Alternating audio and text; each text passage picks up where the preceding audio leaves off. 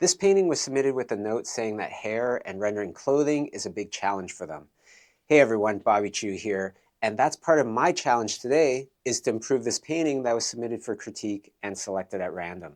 Towards the end of this video, I'll tell you how to submit your own art if you want a chance for me to do a paint over of your work as well.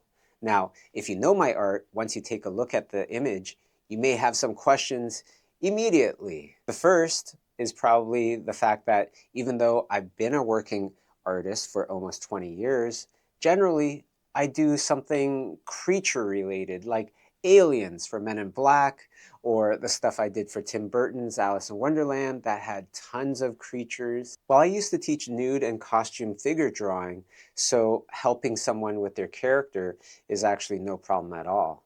But what is a problem is that this is a pre-existing character, so I have no idea who Blade from HSR is.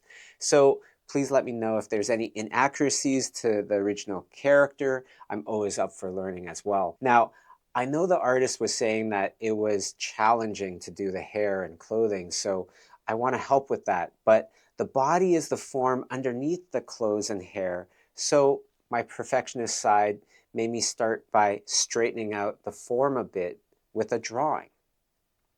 Now, in order for me to see my drawing better and any other changes I do, I'll put a semi-opaque layer that's filled with white.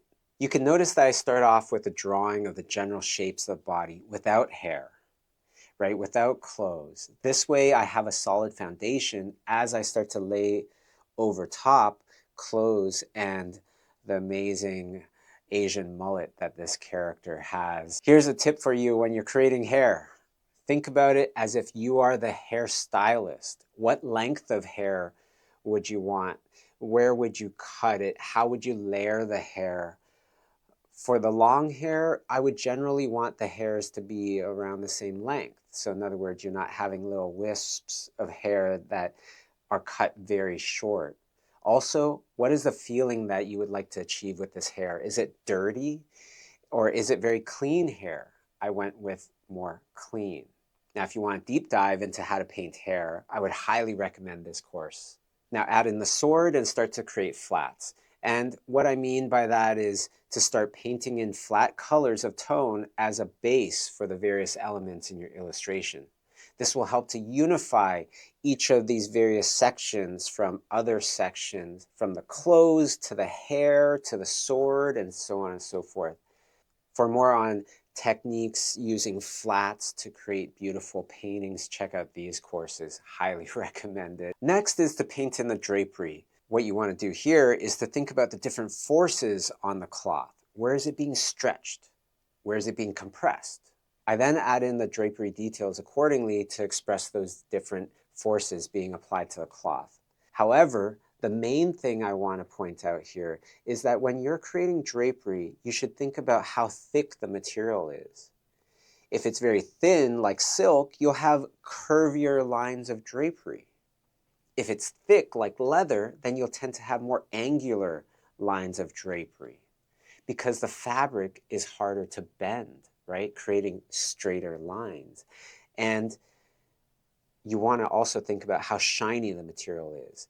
And here's a fabulous course that helps to break down and explain the different aspects to different textures. Now, as I start to paint in the details of this character, I can't help but to notice that the background is looking more and more simplified.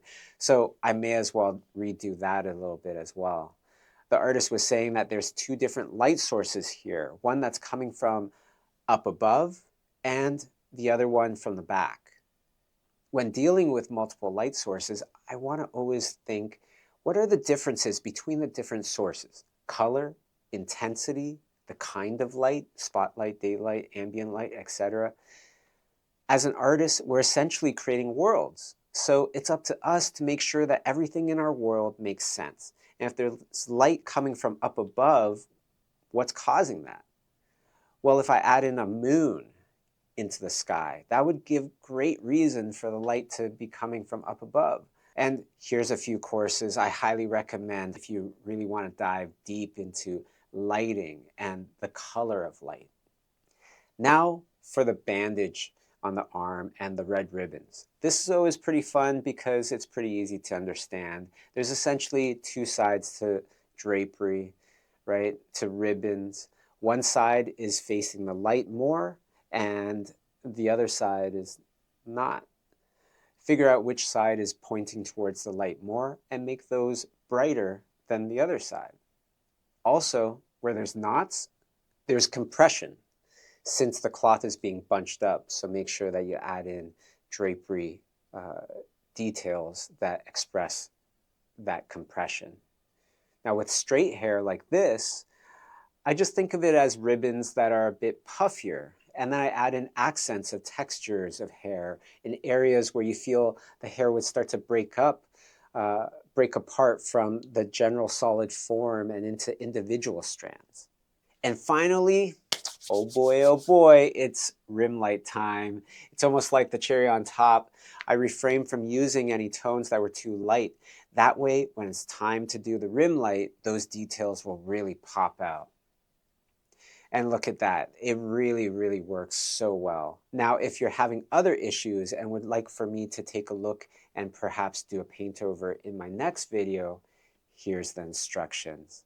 Now, I'm already working on my next video talking about the face and the structure. So definitely give it a follow and I'll see y'all next time.